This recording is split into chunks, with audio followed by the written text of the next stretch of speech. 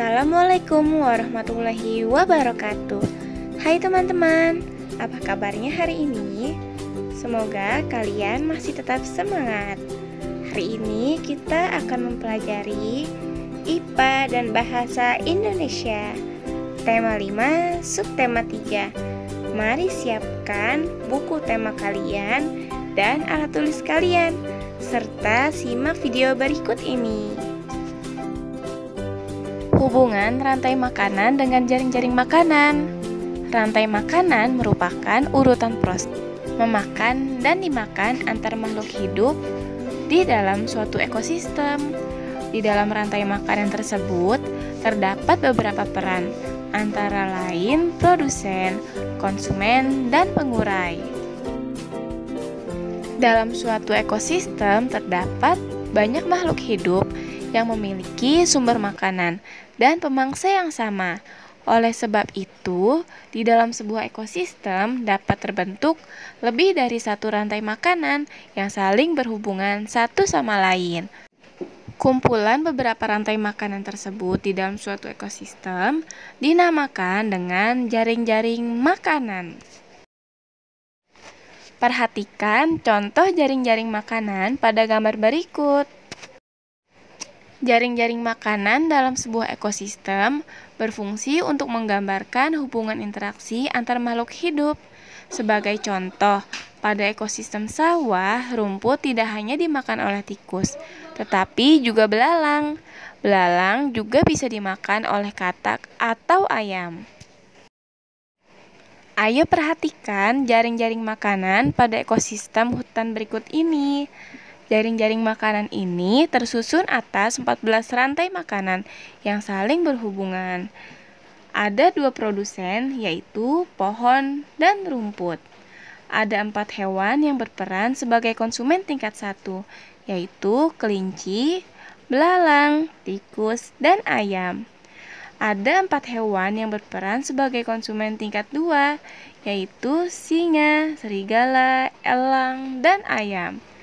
Ada 3 hewan yang berperan sebagai konsumen tingkat 3, yaitu singa, serigala, dan elang. Ada 1 hewan yang berperan sebagai konsumen tingkat 4, yaitu singa. Simak tabel perbedaan rantai makanan dan jaring-jaring makanan berikut. Pada rantai makanan, jumlah produsennya hanya 1, sedangkan pada jaring-jaring makanan, jumlah produsennya lebih dari 1. Dan jumlah konsumen setiap tingkat pada rantai makanan yaitu 1, sedangkan pada jaring-jaring makanan lebih dari 1. Jumlah rantai makanan pada rantai makanan yaitu 1, sedangkan pada jaring-jaring makanan lebih dari 1. Dan untuk aliran energi pada rantai makanan, simpel hanya 1 alur. Sedangkan pada jaring-jaring makanan, kompleks. Pengaruh perubahan lingkungan terhadap keseimbangan ekosistem. Ekosistem yang terganggu dapat menyebabkan terganggunya rantai makanan.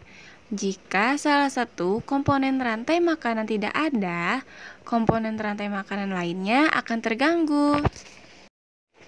Salah satu contoh hewan dalam jaring-jaring makanan tersebut adalah ular. Di dalam jaring-jaring makanan tersebut, ular berperan sebagai konsumen tingkat 2, sekaligus konsumen tingkat 3. Jika populasi ular terus menurun akibat kehilangan habitat atau perburuan liar, keseimbangan jaring-jaring makanan tersebut akan terganggu. Akibat dari menurunnya populasi ular, populasi tikus, katak, dan kadal akan meningkat karena ketiga hewan tersebut tidak lagi memiliki pemangsa. Populasi jagung akan menurun akibat meningkatnya jumlah tikus. Populasi belalang akan menurun akibat meningkatnya jumlah katak dan kadal. Contoh lainnya, jika populasi jagung menurun akibat kekeringan pada musim kemarau, produsen dalam ekosistem tersebut akan berkurang. Akibatnya, populasi tikus dan belalang akan menurun karena kesulitan mendapatkan makanan. Populasi tikus dan belalang yang menurun juga akan diikuti oleh menurunnya populasi kadal, katak, dan ular, karena hewan tersebut juga akan kesulitan mendapatkan makanan. Faktor-faktor yang mempengaruhi keseimbangan ekosistem. Berikut faktor-faktor yang dapat mempengaruhinya. Yang pertama yaitu faktor alam. Faktor alam adalah peristiwa alam yang dapat mengganggu keseimbangan ekosistem, umumnya berupa bencana alam. Misalnya gempa bumi, banjir, gunung meletus, tsunami, angin topan, dan tanah longsor. 2 yaitu faktor aktivitas manusia. Ialah kegiatan manusia dalam memanfaatkan sumber daya alam yang dapat mengganggu keseimbangan ekosistem.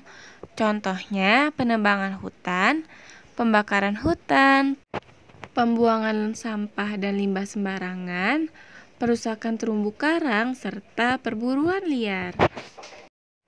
Kegiatan menebang pohon ataupun pembakaran hutan dapat mengurangi habitat beberapa jenis hewan. Misalnya serangga. Jika habitatnya berkurang, jumlah populasi serangga juga dapat berkurang karena hewan tersebut kehilangan tempat hidup. Akibatnya, burung-burung kecil yang memangsa serangga akan kesulitan mencari makanan. Keseimbangan jaring-jaring makanan pun akan terganggu.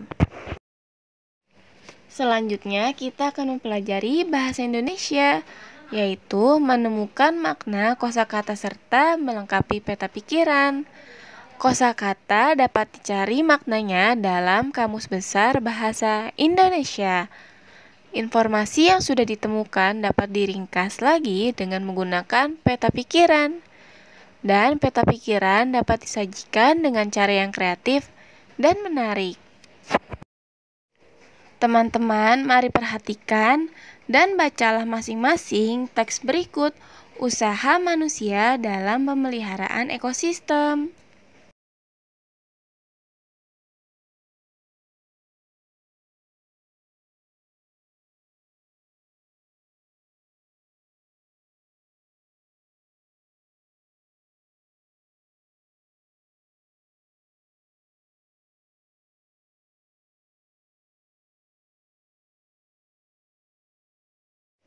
Mari kita lihat beberapa kosakata sulit dari teks tersebut. Kalian bisa mencari makna dari kosakata itu dengan menggunakan Kamus Besar Bahasa Indonesia. Contohnya yaitu anugerah. Menurut Kamus Besar Bahasa Indonesia, anugerah adalah pemberian atau karunia. Dan komponen. Menurut KBBI, komponen adalah bagian dari keseluruhan. Dan teman-teman, coba kalian cari 4 kata berikut melalui Kamus Besar Bahasa Indonesia kalian, atau kalian bisa melihat kamus online-nya. Membuat pertanyaan teks non-fiksi. Perhatikan contoh penggunaan kata tanya berikut. Untuk kata tanya apa, contoh kalimatnya adalah apa yang dimaksud dengan ekosistem. Untuk kata tanya bagaimana, contohnya yaitu bagaimana ekosistem harus dijaga. Di mana, contohnya, di mana ekosistem air tawar berada. Kapan, contohnya adalah kapan terjadinya perubahan ekosistem. 5. Bagaimana? Contohnya adalah bagaimana terjadinya perubahan ekosistem. Dan yang terakhir yaitu siapa? Siapa yang bertanggung jawab menjaga keseimbangan ekosistem? Menyimpulkan informasi dari teks non-fiksi. Menyimpulkan berarti mencarikan informasi berdasarkan apa yang telah diuraikan. Untuk menyimpulkan informasi dari teks non-fiksi, kalian dapat mengacu pada hasil identifikasi teks non-fiksi yang berupa ide-ide pokok teks. Kalian dapat menyimpulkan ide pokok dari dalam tabel atau peta pikiran ke dalam beberapa kalimat menggunakan bahasa sendiri. Selain itu, kalian juga perlu ingat untuk memperhatikan pemilihan kata dan ejaan yang digunakan saat membuat kesimpulan teks. Salah satu contoh teks non-fiksi adalah artikel. Artikel merupakan sebuah tulisan yang berisi informasi yang disajikan berdasarkan fakta dan biasanya terdapat dalam majalah atau surat kabar. Pada pembelajaran sebelumnya, kalian telah belajar cara menyimpulkan informasi dari teks non-fiksi. Cara menyimpulkan artikel sama dengan menyimpulkan teks non-fiksi. Carilah ide pokok dan kalimat utama dalam setiap paragraf artikel. Buatlah kesimpulan yang mencakup semua informasi penting dalam artikel dengan bahasamu sendiri. Dan untuk tugas hari ini adalah menggambar jaring-jaring makanan di buku gambar atau kertas HVS. Dan contohnya, kalian bisa melihat gambar yang ada pada video pembelajaran ini, serta kerjakan halaman 142, bagian tabel dan menyimpulkannya. Selesai sudah pembelajaran hari ini.